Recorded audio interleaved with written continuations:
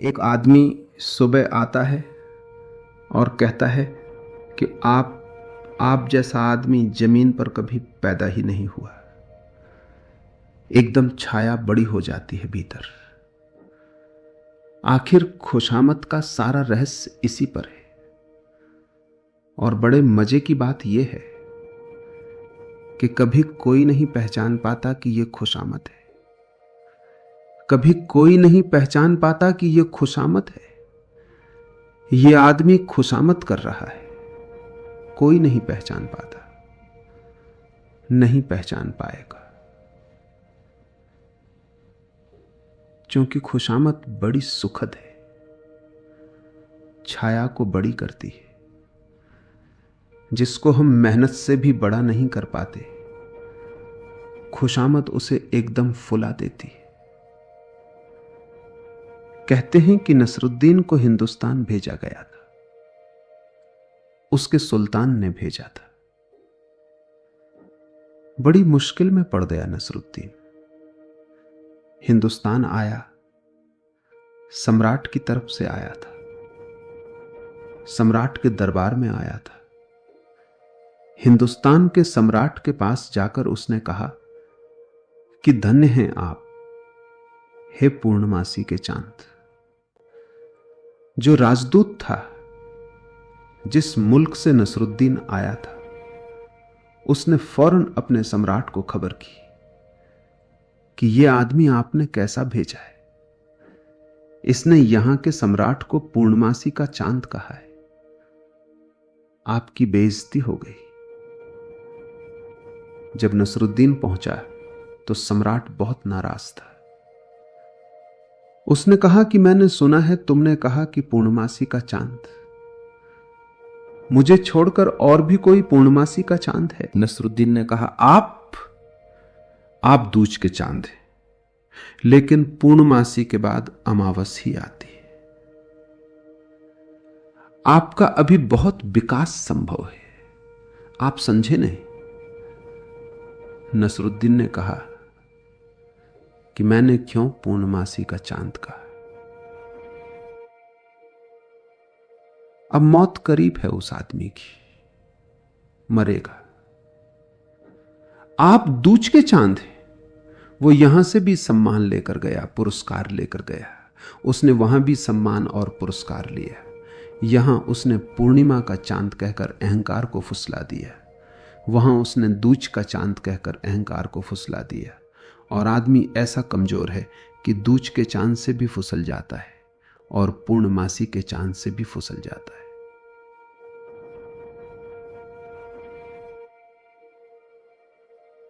हम तैयार ही बैठे हैं कि कोई कहे। साधारण सी स्त्री को कोई कह देता है कि तुझसे सुंदर कोई भी नहीं। फिर वो आईने में अपनी शक्ल ही नहीं देखती, वो भरोसा ही कर लेती। नसरुद्दीन अपनी प्रेयसी के पास बैठा है समुद्र के किनारे। उसकी प्रेयसी कहती है कि समुद्र और तुम में बड़ी समानता है। जब भी मैं समुद्र को देखती हूं तुम्हारी याद आती, और जब भी तुमको देखती हूं समुद्र की याद आती। नसरुद्दीन फूल गया। नसरुद्दीन ने कहा, निश्चित ही, निश्चित ही। उसकी प्रेयसी ने कहा, क्षमा करो, यू बोथ मेक मी सिक। और कोई बात नहीं है, तुम दोनों ही को देखकर मुझे मितली आती है, और कुछ नहीं होता। यही समानता है। किसी से भी कुछ कह दो, वो मानने को राजी है। कैसी कैसी बातों पर लोग राजी हो गए हैं। स्त्रियां राजी हैं कि उनकी आंखें मछलियों की तरह हैं। किसी की आंखें नहीं हैं मछली की तरह। उनके ओठ गुलाब की पंखुड़ियों की तरह हैं। किसी के ओंठ गुलाब की पंखुड़ियों की तरह नहीं हैं। उनके शरीर से इत्रों की सुगंध आती है, किसी के शरीर से कभी नहीं आती। मगर सब राजी हैं। कभी राजी हैं कहने को, सुनने वाले राजी हैं, स्वीकार करने वाले राजी हैं। कहानियां पुरानी पिटी हुई, कविताएं पुरानी मरी हुई रोज कही जाती हैं और चलती चली जाती हैं। क्यों? वो इनर जो शैडो है, वो जो भीतर की अहंकार की छाया है, वो एकदम तृप्त होती है। कांटे से भी कहो कि तुम फूल हो, वो राजी हो जाता है, वो राजी हो जाता है। सजग होना पड़े, इस अंतर छाया के प्रति जागरूक होना पड़े। तो लाओ से कहता है कि इस अंतर छाया के प्रति जो जागरूक हो जाए, सातत्य जिस सत्य का है उससे उसके संबंध हो जाते। जो इस अंतर छाया से बंधा रह जाए, उसके संबंध जो क्षण भंगुर है उससे ही होते। इस सूत्र को दूसरे सूत्र में लाओसे ने फैलाया है। इसलिए तत्वविद अपने व्यक्तित्व को पीछे रखते। दोज हु नो, जो जानते हैं, वे अपने व्यक्तित्व को पीछे रखते। जीसस ने कहा है, धन्य हैं वे जो अंतिम खड़े होने में समर्थ हैं। क्यों जीसस का यह वक्तव्य? क्यों धन्य हैं वे जो अंतिम खड़े होने में समर्थ है? क्योंकि जीसस कहते हैं, तुम्हें पता हो या ना पता हो, जो अपने को अंतिम खड़ा कर लेता है वो प्रथम खड़ा हो गया। क्योंकि इससे बड़ी और कोई गरिमा नहीं है और इससे बड़ी कोई उपलब्धि नहीं है। जिसने अपनी अंतर छाया के अहंकार को खो दिया, उसको अब द्वितीय करने का कोई भी उपाय नहीं है। वो प्रथम हो गया, बिना हुए प्रथम हो गया। अब उसे प्रथम खड़े होने की जरूरत नहीं पड़ेगी। अगर महावीर और बुद्ध ने सम्राट होने का पथ छोड़ा, तो इसलिए नहीं कि सम्राट का पथ छोड़ने से कोई अहंकार छूट जाएगा, बल्कि इसलिए कि जिनका अहंकार छूट गया, उन्हें अब सम्राट होने की कोई भी जरूरत नहीं। अब वे सम्राट हैं। अब वे किस दशा में हैं और कहां हैं, इससे कोई भी भेद नहीं पड़ता। इरेलीवेंट। अब बुद्ध जो हैं, भिक्षा का पात्र लेकर भीख मांग सकते हैं, लेकिन बुद्ध की आंखों में भिखारी खोजे से भी नहीं मिलेगा। कम से कम भिखारी अगर कोई आदमी इस जमीन पर हुआ है तो वो बुद्ध है, और सबसे ज्यादा भीख उसने मांगी है। हाथ में भिक्षा का पात्र है। असल में अब वो इतना निश्चिंत है अपने सम्राट होने के प्रति कि भिखारी का पात्र कोई फर्क नहीं लाता है। ख्याल रखना, इतना निश्चिंत है। अपने सम्राट होने की बात इतनी पक्की हो गई है अब कि अब भीख मांगने से कोई फर्क नहीं पड़ता है। हम अगर डरते हैं भीख मांगने में, तो उसका कारण यह नहीं है कि हम भीख मांगने में डरते। उसका कारण यह है कि हम भीख मांगे तो हम भिखारी ही हो जाएंगे। भीतर के सम्राट का तो हमें कोई भी पता नहीं। भीख मांगी कि भिखारी हो गए। जो हम करते हैं वही हम हो जाते। महावीर और बुद्ध भीख मांग सकें शान से सम्राट की, उसका कारण था इतने आश्वस्त हो गए। जिस दिन अंतिम अपने को खड़ा किया, उसी दिन प्रथम होना स्वभाव हो गया। लाओ त्से कहता है, इसलिए तत्वविद अपने व्यक्तित्व को पीछे रखते, फिर भी वे सबसे आगे पाए जाते। पोंछ डालते हैं अपने को, सब तरफ से हटा लेते हैं अपने को, फिर भी अचानक इतिहास पाता है कि वे सबसे आगे खड़े हो गए। आपको पता है, बुद्ध के समय में जो सम्राट थे बिहार में, उनमें से एकाध का नाम भी आपको पता है? खो गए। राजनीतिज्ञ थे। उनका नाम पता है? किसी को कोई पता नहीं।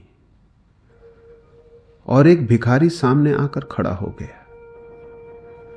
बुद्ध के पिता ने बुद्ध को कहा था, तू पागल है? लोग जन्म भर मेहनत करते हैं, जीवन भर, तब भी ऐसे महल उपलब्ध नहीं होते। और यह साम्राज्य इतना बड़ा हमारी पीढ़ियों ने निर्मित किया है, और तू पागल की तरह इसे छोड़कर जा रहा है। लेकिन बुद्ध के पिता का नाम अगर किसी को याद है तो सिर्फ इसलिए कि बुद्ध उनका लड़का घर छोड़कर गया था। अन्यथा बुद्ध के पिता का नाम इतिहास में कभी भी स्मरण नहीं हो सकता था। कोई कारण नहीं था, कोई जानता भी नहीं, क्योंकि बुद्ध के पिता जैसे सैकड़ों लोग सिंहासनों पर बैठ चुके और खाली कर चुके। अगर आज बुद्ध के पिता का नाम मालूम है तो सिर्फ एक वजह से कि एक लड़का भीख मांगने चला गया था। बुद्ध अपने राज्य को छोड़कर चले गए, क्योंकि उस राज्य में रोज रोज लोग आकर हाथ पैर जोड़ते और कहते कि वापस लौट चलो। पड़ोसी के राज्य में चले गए, सोचा वहां कोई नहीं सताएगा। लेकिन पड़ोसी सम्राट को पता चला। वो भागा हुआ आया। उसने कहा, तू ना समझ है, अगर पिता से नाराज है तो कोई फिक्र नहीं, तू मेरे घर चल, मैं तुझे अपनी लड़की से विवाह कर देता हूं। राज्य तेरा ही होगा, क्योंकि मेरी लड़की ही है सिर्फ। तू फिक्र मत कर, अगर पिता से नाराज है मेरे घर चल। बुद्ध ने कहा, मैं नाराज किसी से नहीं हूं, मैं केवल बचता फिर रहा हूं। उधर पिता से बच रहा था, इधर आप पिता की तरह मिल गए। मुझ पर कृपा करो, मुझे अकेला छोड़ दो, क्योंकि तुम जो देना चाहते हो उसका मेरे लिए अब कोई भी मूल्य नहीं है। बुद्ध का वचन बहुत कीमती है। बुद्ध ने कहा, जब तक मुझे मेरे भीतर के मूल्य का कोई पता नहीं था, तब तक सब चीजें मूल्यवान मालूम पड़ती थी। अब जब भीतर का हीरा मिल गया तो अब बाहर के सब हीरे फीके हो गए। लाओ त्से कहता है, फिर भी वे सबके आगे पाए जाते।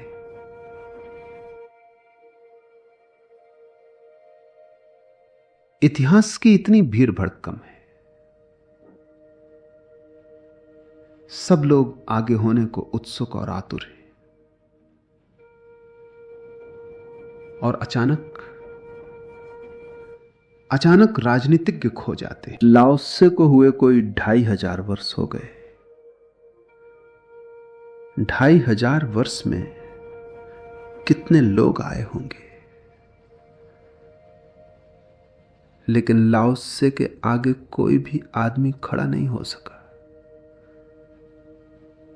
और यह आदमी ऐसा था कि बिल्कुल पीछे खड़ा हो गया था।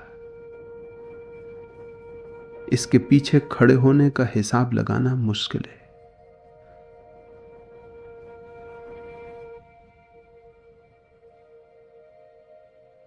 कहा जाता है कि लाओ त्से मरने के पहले चीन को छोड़ दिया, सिर्फ इसीलिए कि कोई उसकी समाधि ना बना दे। मरने के पहले चीन छोड़ दिया, क्योंकि मरेगा तो कहीं कोई समाधि बनाकर एक पत्थर न खड़ा कर दे। क्योंकि जब मैंने कोई निशान नहीं बनाए तो मेरे मरने के बाद कोई निशान क्यों हो।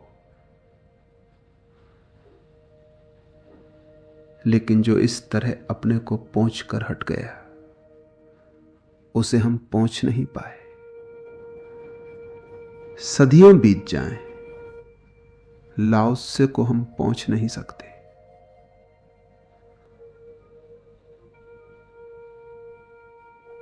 वो ठीक कहता है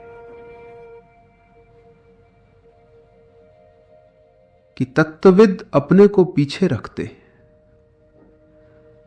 फिर भी वे सदा आगे पाए जाते।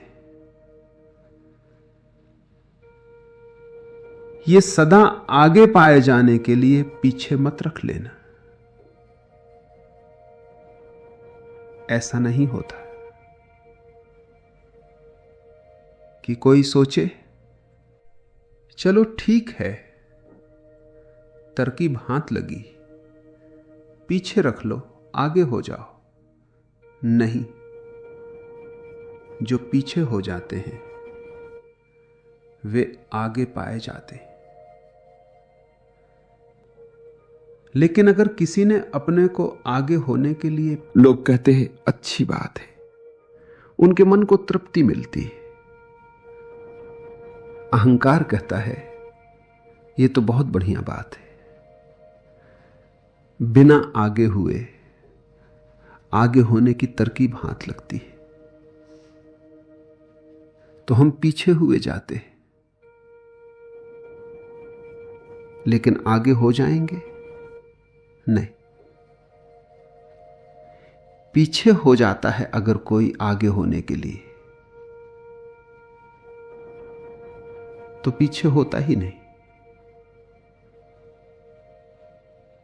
पीछे होने का मतलब ही है कि आगे का ख्याल ही ना रहा। अगर कभी नदी में आपने भंवर पड़ते देखे हों, नदी में कभी कभी जोर से गोल भंवर पड़ते। अगर भंवर में आप कोई चीज डाल दे तो शीघ्र ही भंवर उसे घुमाकर नीचे ले जाता है। अगर आपको भंवर में गिरा दिया जाए और अगर आप लाओत्से को नहीं जानते तो आप बहुत मुश्किल में पड़ेंगे। अगर जानते हैं तो भंवर से बच सकते हैं। अगर भंवर में आप गिर जाएं और भंवर ताकतवर हो तो स्वभावतः आप पहले बचने की कोशिश करेंगे कि भंवर कहीं मुझे स्कू डाउन ना कर दे। तो आप बचने की पूरी ताकत लगाएंगे। आप जितनी ताकत लगाएंगे उतनी ही आपकी ताकत टूटेगी, क्योंकि भंवर की विराट ताकत आपकी ताकत के खिलाफ है। वो आपको तोड़ डालेगा। थोड़ी देर में आप थक जाएंगे, मुर्दा हो जाएंगे, तो तुम्हारी ताकत जरा भी नष्ट न होगी और भंवर शीघ्रता से आदमी को नीचे ले जाता है। भंवर ऊपर बड़ा होता है, नीचे छोटा होता जाता है। स्कू की तरह नीचे छोटा होता जाता है। नीचे से बचकर निकलने में जरा भी कठिनाई नहीं है, अपने आप आदमी निकल जाता है। लेकिन ऊपर जो लड़ता है वो नीचे बचता है, तब तक ताकत नहीं रहती। डूब जाना भंवर के साथ, नीचे निकल आना बाहर, कुछ करना ना पड़ेगा।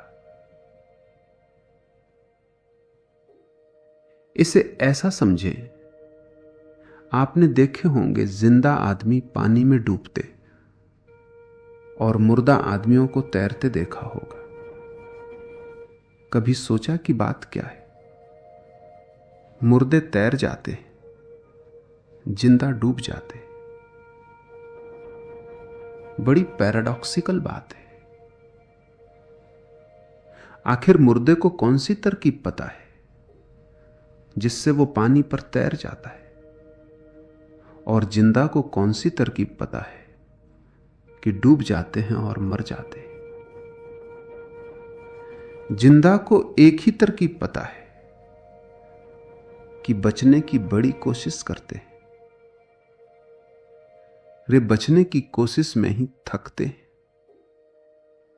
थक कर ही डूबते। सागर नहीं डुबाता, पानी नहीं डुबाता, भंवर नहीं डुबाती। आप थक कर डूब जाते, लेकिन मुर्दा लड़ता ही नहीं। मुर्दा कहता है, ले चलो जहां ले चलना है। सागर उसे ऊपर उठा देता है, वो लड़ता ही नहीं, तैर जाता है ऊपर।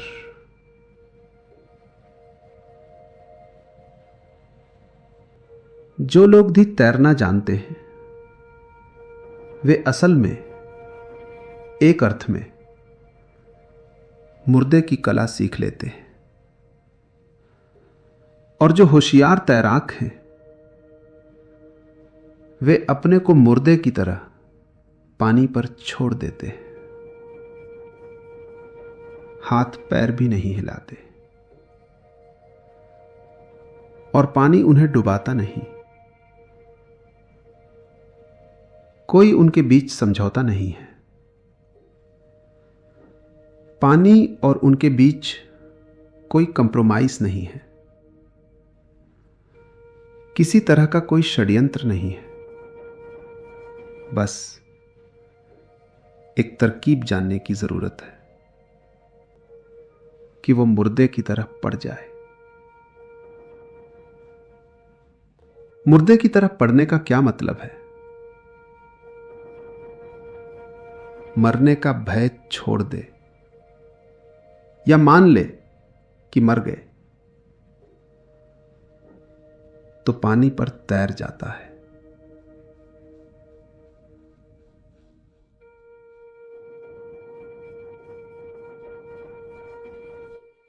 लाओ त्से कहते हैं, सुरक्षित हैं वे जिन्हें सुरक्षा की कोई चिंता ना रही।